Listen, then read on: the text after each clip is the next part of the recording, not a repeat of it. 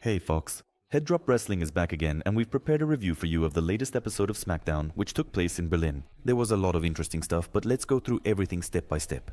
Don't forget to leave a like and share your thoughts about the show in the comments. Let's go. As previously reported by insiders, the show opens with a living legend, and of course, his name is Randy Orton. Once again, they measured the noise level, and during his entrance, it hit 105 decibels. He's incredibly happy to be back in Berlin and to be opening this episode of Smackdown. However, he barely gets a word out before he's interrupted by someone who considers himself the future star of the main roster, Trick Williams. He wants to cut Randy off because he's tired of some star coming out to the ring every week and starting to talk. But none of that matters because now he's here and everyone loves Trick. However, that line is met with boos. This isn't 2006, it's 2026. So times have changed. Randy responds by listing all his own qualities.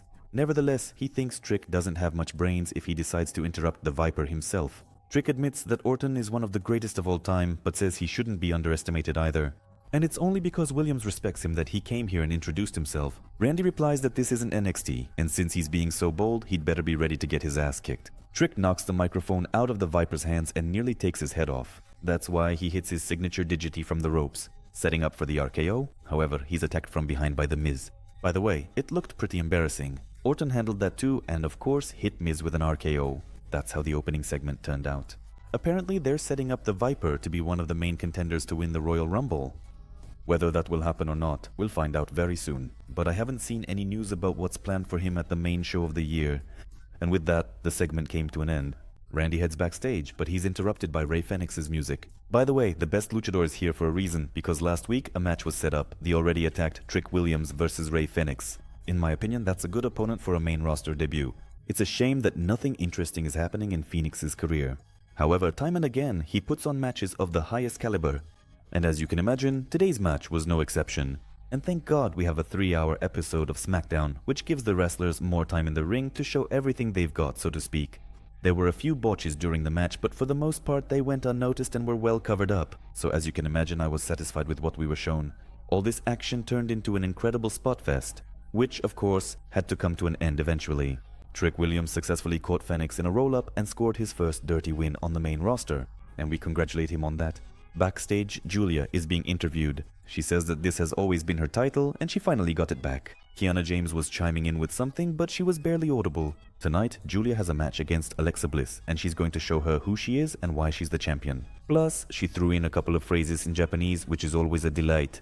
Somewhere around there is Damian Priest, who talks about how last week he had a match against Aleister Black in which he finally put his rival in his place, and now maybe Cody Rhodes is in his plans. At this point, he is interrupted by Drew McIntyre. Damian tells him that they've already had a confrontation before. However, if he manages to win the title tonight, they can, so to speak, open a new chapter.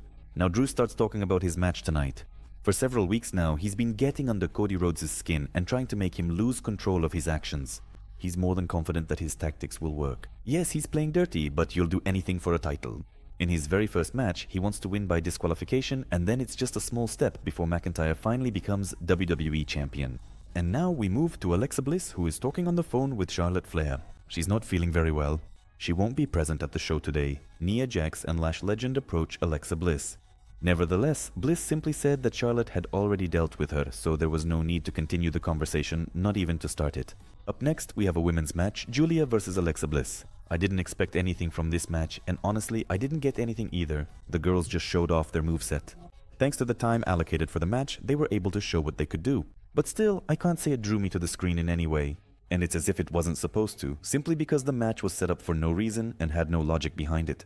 Bliss has a storyline in the tag team division. Let the beauty hang out there. Honestly, I think there's no need to drag this out any longer. And you could say they did everything right because in the end, as usual, the referee saw nothing and Lash Legend attacked the poor girl, which allowed Julia to hit her finisher and walk away with the win. After the match, Nia Jax got involved and hit her signature move on the poor girl. That's where the segment came to an end.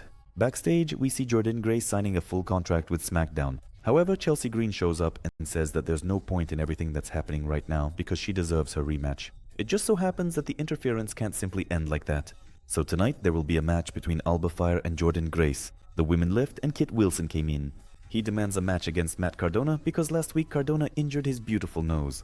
By the way, we cut to Byron Saxton, who is interviewing Cardona at that very moment. After 6 years, he's finally back, and he had a lot of ideas about what to do after leaving the company. and he decided to reinvent himself and become the kind of person WWE would want to sign again.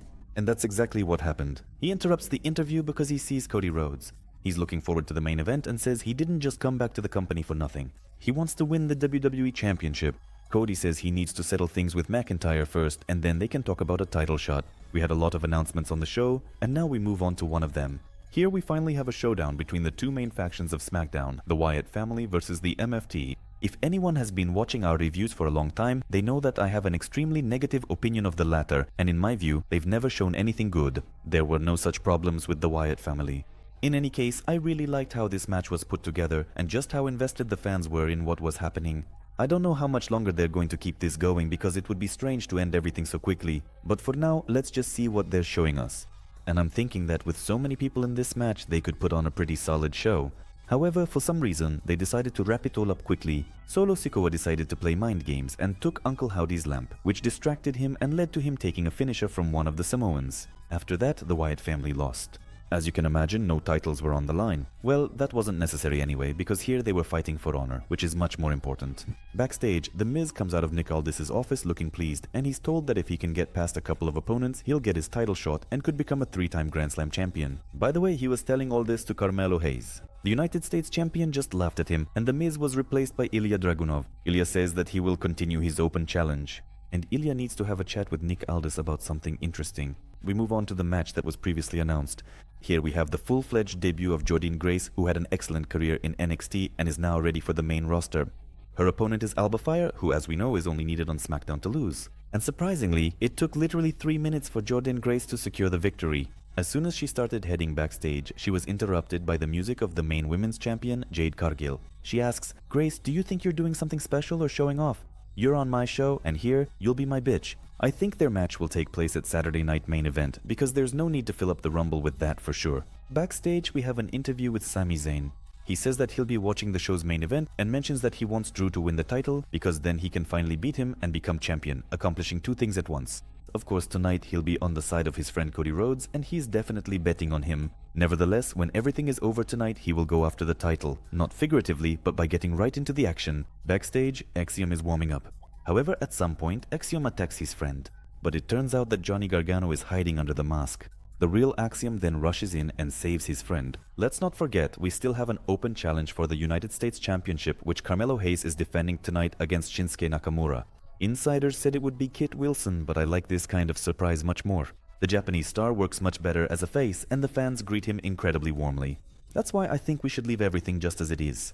Week after week, Carmelo Hayes keeps proving that he holds the title for a reason, putting on long matches packed with everything you could ask for. I definitely recommend watching this match in its entirety. And how great is it that we have a Telegram channel where we post all the wrestling shows from around the world. Of course, you can find it by following the link in the description.